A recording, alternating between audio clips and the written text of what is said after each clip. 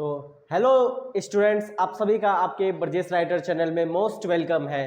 तो अभी जो ये क्लास चल रहा है आप लोगों का, ये ग्रामर का क्लास चल रहा है, जो भी हमारे बच्चे जो 12th का इस बार 2025 में एग्जाम देंगे या फिर 10th का भी जो एग्जाम देंगे, उनके लिए भी ये वीडियो बहुत ही ज़्यादा हेल्पफुल होने वाला है।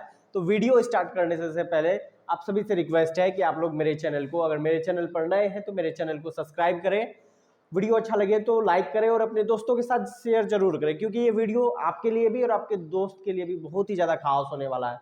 तो ये हमारा जो अभी टॉपिक है ये नाउन का टॉपिक है। तो इससे पहले वीडियो में मैंने नाउन का 2 पार्ट बता दिया है और अब 3 पार्ट और बाकी है। इस वीडियो में हम 3 पार्ट खत्म करेंगे। उसके बाद नाउन से क्या करेंगे, हम ऑब्जेक्टिव क्वेश्चन बनाएंगे जो आपके एग्जाम से रिलेटेड क्वेश्चन होगा उस टाइप का बिल्कुल ही बनाएंगे। तो एकदम बउआ के तरीके से भी आप लोग को समझाएंगे और आप लोग को पूरा ध्यान इधर रख के समझना है। चलिए तो वीडियो को स्टार्ट करते हैं। हमारा तीसरा पार्ट है कलेक्टिव नाउन। कौन सा पार्ट है? कलेक्टिव नाउन, जिसका हिंदी होता है समूहवाचक संज्ञा। तो कलेक्टिव नाउन होता क्या है उसको पढ़ते हैं। कलेक्टिव नाउन क्या होता है? तो a collective noun is the name of A number. A collective noun is the name of a number of person or things taken together and spoken of one whole as। तो ये होता क्या है? समूहवाचक संज्ञा होता क्या है? जिससे क्या होता है? जिससे पूरे किसी जाति का, किसी सेम जाति का, उसका पूरा समूह का बोध हो जाता है। ठीक है, मेरे कहने का मतलब है कि एग्जाम्पल में मैंने लिया है क्लास। तो अगर हम किसी बच्चे को, आप में से किसी एक बच्चे को क्लास में बैठा दिए, है ना, और उसको हम आपको अकेले बैठा दिए और कह दिए कि ये मेरा क्लास है, तो ऐसा पॉसिबल है क्या? मतलब ऐसा पॉसिबल है? ऐसा पॉसिबल नहीं हो सकता है।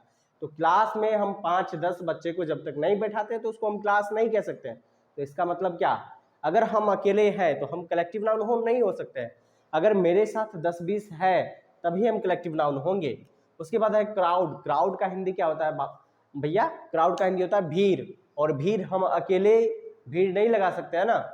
जब मेरे साथ 10-20 50 100 आदमी रहेंगे, 100 स्टूडेंट रहेंगे, तब हम भीड़ लगा सकते हैं ना। उसके बाद आर्मी। देखिए आर्मी से क्या है? आर्मी कहने से सैनिक के समूह का बोध होता है। अगर हम आर्मी कहते हैं तो किसी सिंगल आदमी को हम नहीं कह सकते हैं कि ये आर्मी है ना। तो आर्मी कहने से क्या होता है? सैनिक के पूरे ग्रुप का बोध हो जाता है, पूरे समूह का बोध हो जाता है। ठीक है, तो ये आर्मी कौन सा नाउन होगी? ये आर्मी होगी आपका कलेक्टिव नाउन। क्यों? क्योंकि इससे पूरे सैनिक के समूह का बोध हो रहा है, अकेले सैनिक का नहीं हो रहा है। उसके बाद है टीम। चलिए यहाँ टीम की बात करते हैं।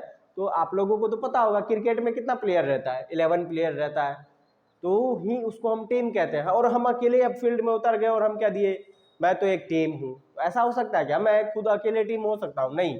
तो क्रिकेट में क्या होता है? 11 प्लेयर होता है, तो उसको हम तब टीम कहेंगे। अकेले एक धोनी को हम टीम नहीं कह सकते हैं, एक हमारे विराट सर कोहली को हम टीम नहीं कह सकते, है ना। उसके बाद है फैमिली। अब फैमिली में कोई अकेला हो और कह दे कि ये मेरा पूरा परिवार है, तो ऐसा होगा क्या? परिवार कब होता है? जब हम रहते हैं, हमारे मम्मी पापा रहते हैं, हमारे भाई बहन रहते हैं, दादा दादी, चाचा चाची और भी बहुत सारे, मतलब क्या होगी 5-10 जब आदमी हो हमारे परिवार में, तभी हम उसको परिवार कहते हैं। और हम अकेले रह रहे हैं और कह रहे हैं कि मैं एक परिवार हूँ या हम एक परिवार है, ऐसा थोड़ी होगा। परिवार में 2-4-5 आदमी का रहना जरूरी होता है, तभी हम उसको परिवार कह सकते हैं, नहीं तो नहीं कह सकते हैं। उसके बाद बंच। बंच मतलब होता है गुच्छा। जैसे बंच मतलब गुच्छा, जैसे चाबी का गुच्छा, अंगूर का गुच्छा। ये है आपका एक अंगूर और इस अंगूर को हम कह देंगे गुच्छा, नहीं कह सकते ना।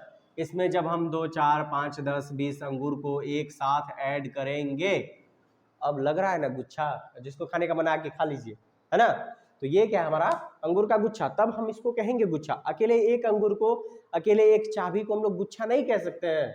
ठीक है, तो ये आपका है कलेक्टिव नाउन। तो उम्मीद करता हूं कि कलेक्टिव नाउन अच्छे से समझ में आ गया हो कि जिस संज्ञा से किसी जाति के पूरे समूह का बोध हो जाता है, ठीक है, उसको हम लोग कहते हैं समूहवाचक संज्ञा या फिर कलेक्टिव नाउन। दूसरा है हमारा मटेरियल नाउन, द्रव्यवाचक संज्ञा। क्या होता है द्रव्यवाचक संज्ञा?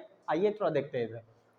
तो क्या होता है? जिस नाउन से किसी द्रव्य पदार्थ, द्रव्य मतलब लिक्विड, ठीक है, द्रव्य पदार्थ का बोध होता है, जिसे हम क्या कर सकते हैं? मापा या तोला जाता है, किंतु गिना नहीं जा सकता है। मटेरियल नाउन में जो भी मटेरियल नाउन होता है उसको हम लोग गिन नहीं सकते। ठीक है, तो क्या नहीं गिन सकते हैं? तो आइए हम और समझते हैं। तो ए मटेरियल नाउन, थोड़ा सा इंग्लिश में भी है, a material noun is the name of a material substance. Material noun हम उसको कहेंगे जो कि द्रव्य पदार्थ हो। द्रव्य पदार्थ को, द्रव्य पदार्थ से बना हुआ, जैसे पानी हो गया, दूध हो गया, तेल हो गया, है ना, ये सारा द्रव्य पदार्थ होता है। तो द्रव्य पदार्थ से जो भी चीज बना हुआ होता है उसको हम ब्रो मटेरियल नाउन कहते हैं। ठीक है, तो एग्जाम्पल लेते हैं, हमारा ये वाटर है, पानी है, पानी एक द्रव्य होता है ना, पानी क्या होता है, एक द्रव्य होता है। तो इसको हम गिन नहीं सकते, है ना। पानी को हम गिन सकते हैं क्या? ऐसे हम ड्रॉप डालते चलेंगे और कहेंगे 1 2 3 4, इस तरह से हम गिन नहीं सकते पानी को, है ना। बट उसको माप सकते हैं कि हमको 1 लीटर चाहिए या ½ लीटर चाहिए। फिर है दूध, दूध को हम माप तो सकते हैं बट गिन नहीं सकते। वाटर को भी हम लोग माप तो सकते हैं मगर गिन नहीं सकते। मिल्क को माप सकते हैं, ½ लीटर दूध चाहिए, 1 लीटर दूध चाहिए।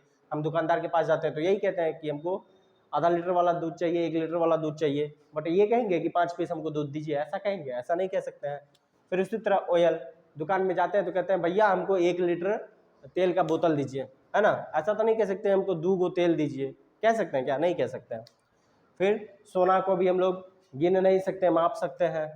घी को गिन नहीं सकते हैं, ½ किलो घी चाहिए, 1 किलो घी चाहिए, पाव भर घी चाहिए, हम उसको माप नहीं सकते हैं। फ्लोर, फ्लोर मतलब होता है आटा, आटा को आप गिनिएगा क्या? आटा को गिनेंगे तो पता चलेगा कि। फिर उसके बाद पेपर है, पेपर को भी हम गिन नहीं सकते हैं, इसको माप ही तौल सकते हैं, माप तौल सकते हैं। फिर उसके बाद चांदी को, इसको भी दोस्तों हम गिन नहीं सकते हैं, सिर्फ माप सकते हैं। तो मेरे कहने का मतलब क्या है कि जिस नाउन से किसी द्रव्य पदार्थ का बोध हो, जिसे मापा या तौला जा सके किंतु गिना नहीं जाए, ठीक है, उसको हम कहेंगे मटेरियल नाउन कहेंगे।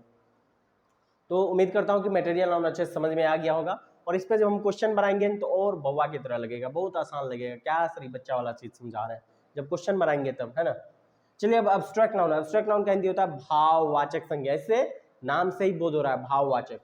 तो उस गुण, अवस्था, विचार या भाव के नाम को एब्स्ट्रैक्ट नाउन कहेंगे जिससे देखा या छुआ नहीं जा सकता है, सिर्फ अनुभव किया जा सकता है। ठीक है, आप लोग थोड़ा सोच के बताइएगा, कमेंट में बताइएगा क्या ऐसा चीज है जिसको हम लोग क्या कर सकते हैं, जिसे देखा या छुआ नहीं जा सकता, ठीक है, उसे सिर्फ अनुभव कर सकते हैं। तो किसको अनुभव कर सकते हैं?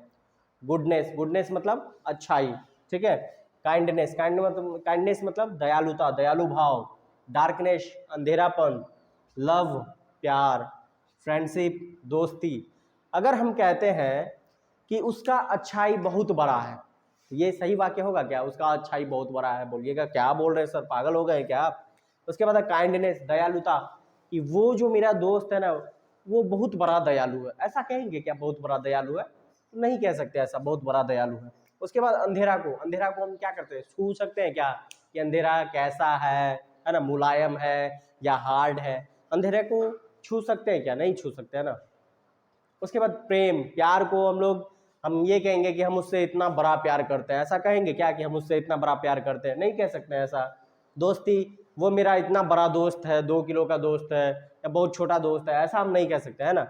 इन सभी को हम क्या कर सकते हैं, ना छू सकते हैं ना देख सकते हैं। इन सभी चीज के, किसी के अच्छाई को सिर्फ हम अनुभव कर सकते हैं, दयालु को किसी अनुभव कर सकते हैं, अंधेरापन को अनुभव कर सकते हैं, प्यार को अनुभव कर सकते हैं ना, और दोस्ती को भी अनुभव कर सकते हैं। इन सभी को सिर्फ अनुभव कर सकते हैं, छू या देख नहीं सकते हैं।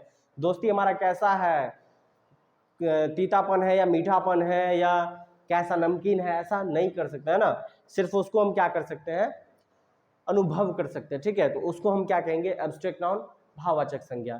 तो ये जो हमारा था, इसके बाद एब्स्ट्रैक्ट नाउन के बाद आप लोगों का नाउन पूरा खत्म हो चुका है बिल्कुल तरीके से। अब उसके बाद modern classification of the noun आता है, ठीक है, जो proper noun, countable noun, uncountable noun, ये सब आता है। तो ये सब कल के वीडियो में मैं बताऊंगा, ठीक है। आज के वीडियो में इतना ही, और फिर जो है इसका ऑब्जेक्टिव क्वेश्चन भी करेंगे, इससे आप लोग को क्वेश्चन बनाने भी देंगे और बनवाऊंगा मैं, तो उससे पता चलेगा आप लोग को कितना समझ में आया नहीं आया है। उम्मीद करता हूँ कि अच्छे से समझ में आ गया होगा, क्योंकि बहुत भवा तरीके से समझाया हूँ, इतना छोटा छोटा चीज करके बताया हूँ। तो प्लीज दोस्तों, जो भी मेरे इस चैनल पर नए वो मेरे इस चैनल को सब्सक्राइब, लाइक और अपने दोस्तों के साथ शेयर जरूर करें। सो थैंक यू, जय हिंद, जय भारत।